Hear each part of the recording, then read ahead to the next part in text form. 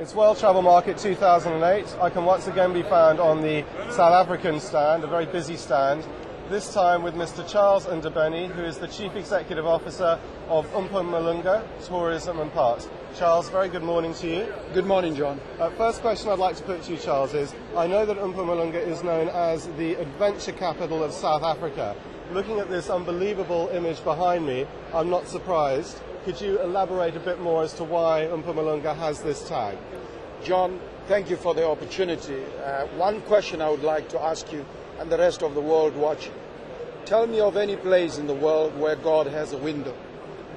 And what you see at the back there as a background footprint is the Blyde River Canyon, which is the third largest canyon in the world.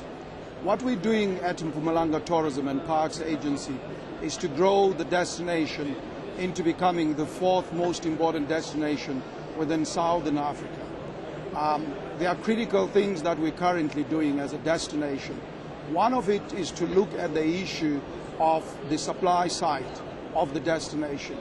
We have just commissioned KPMG to do a product and infrastructure audit, which will then give us feedback about what is the capacity, both the bed capacity and the service capacity of the travel and tourism industry in Mpumalanga. We would also determine how we respond to the 2010 FIFA World Cup demands in terms of accommodation and packaging the total experience, which will grow our numbers from 1.2 million to 1.5 million by 2010.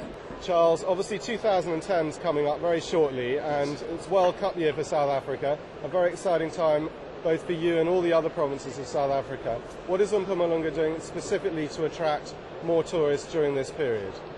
John, our estimate is 500,000 tourists will visit South Africa during the 2010 FIFA World Cup in South Africa. We have commissioned KPMG to do an infrastructure and product audit to basically determine the capacity of the destination, especially on the supply side. They will be looking in the accommodation sector and the total trade channel sector. From what tour operation capacities do we have, restaurant facilities, stadia facilities that we have, because one of the things we want to do is to leverage on the economic potential that the event presents for both the country but from Mpumalanga. We are renovating our road infrastructure. We're also looking at the Kruger Mpumalanga International Airport, trying to create new routes that would link up. Mpumalanga is a key hub within the region that includes Swaziland and Mozambique.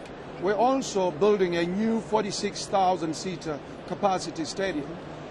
So all these is really to leverage on this big event that has a major strategic significance for the growth of the tourism and travel industry in South Africa.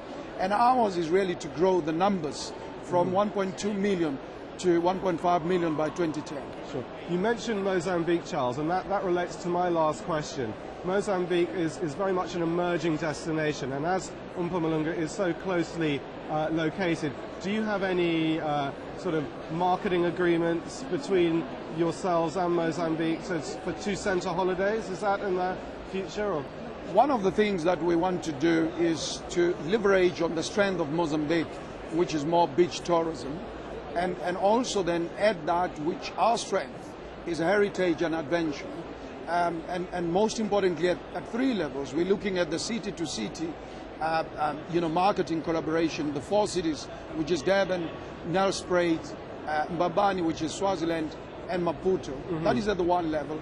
At the other level for 2010, we're also looking at the three cities to work together so that we can package.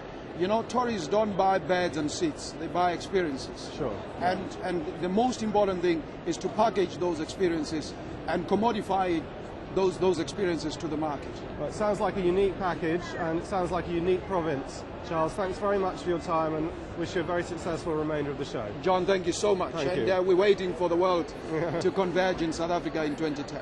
Thank you.